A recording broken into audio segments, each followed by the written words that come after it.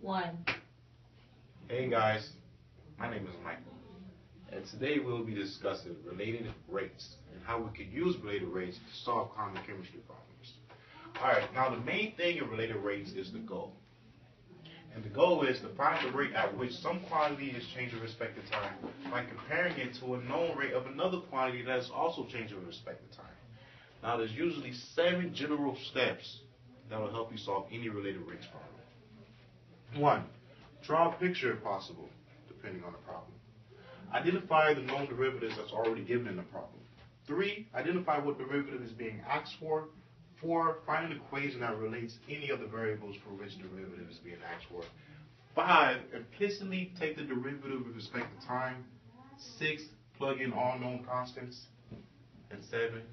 Answer the question. Here we have an example of a chemistry problem that involves related rates. All right. It says the ideal gas law states that PV equals nRT. That's some useful information. We'll just take that.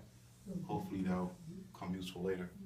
And here it says 0.4 moles of gas are held in a piston, and the temperature is held constant at 273 Kelvin. The piston moves to decrease the volume from 42 liters over 60 seconds. What is the pressure halfway through this process? At what rate is the pressure changing at this time? Okay, that's a lot of information. But with these steps that we went through earlier, we'll be all right. Step number 1, draw a picture. But as you can see, drawing a picture in this situation wouldn't be the ideal situation, so we'll skip that. Step number 2, find known derivatives. Okay, right here it says the piston moves to decrease the volume from 42 liters over 60 seconds. That sounds like dV/dt. So I'm just going to underline this. And we're going to have dV dt is equal to 2 over seconds. So another way of saying that is negative 2 liters over 60 seconds.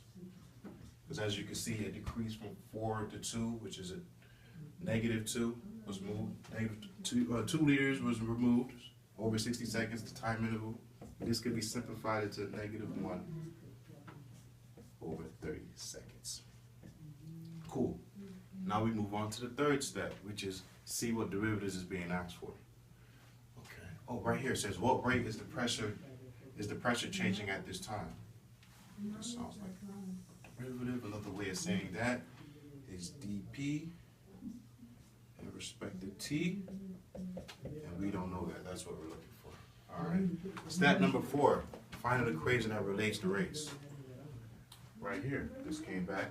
PV equals nRT is our equation, where P is the pressure, V is the volume, N is the moles, R is the ideal gas constant, and T is the temperature. All right. Step number 5, implicitly take the derivative of that equation. Okay, cool. So right here we can see that the moles were given. R is the ideal gas constant, obviously. Temperature was given, so all these are held constant. These are constant. All these are constant. Okay, that's good to know. This is a little bit tricky. We're going to have to do the product rule for this part. And that will simplify into, let's see, dP dt times V plus dV dt times P. Okay, so we know after we write this down here, we get dP dt times V plus dV dt times P. We know the derivative of constant is equal to 0, so we just put it right here. Great. We can do a little bit of algebra, clean this up a little bit. We'll get dP dt dV minus dV dt from both sides. We'll get dV is equal to negative dV P over dt. Great. We could do a little bit more. We'll get dP dt is equal to negative P over V, negative P over V, dV dt. Great. So now we can move on to step 6, which is plug in all constants. All right. Great. So we're just going to plug in all our constants in this equation, and we can see all these are given. Let's see. So let's just plug again. All right, so we're gonna have dPdt. All right, over here, get a little bit more space. dPdt is equal to pressure over volume. Oh, they didn't necessarily give us pressure, but we can kind of manipulate this equation to get our pressure. So I'll just do that over here to the side a little bit.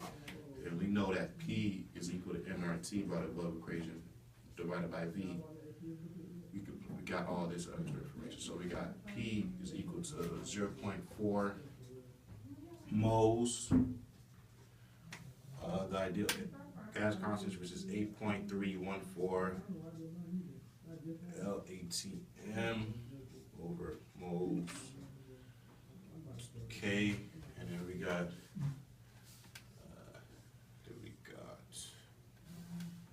273 Kelvin. And our volume, which is given, which it says the volume went from 4 to 2 liters over 60 seconds. What is pressure halfway through the process? So the volume halfway through the process would be 3. You can do the algebra on your own. Solve that out if you don't believe me. All right, so we got, so this is our equation right here, just to solve the pressure. And the answer to this, we did this earlier.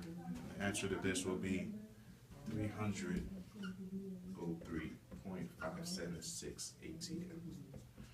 All right, cool. Now we have all our constants. We simply plug it in to this equation. We'll get our answer.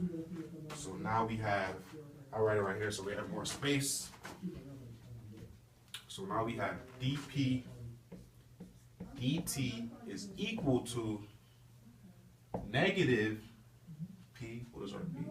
303, okay, 576 ATM, okay, divided by 3 liters, okay, and then we're going to multiply this by dV dt, which we got right here, times negative 1 liter over 30 seconds. Solving that, we will now have dV dt is equal to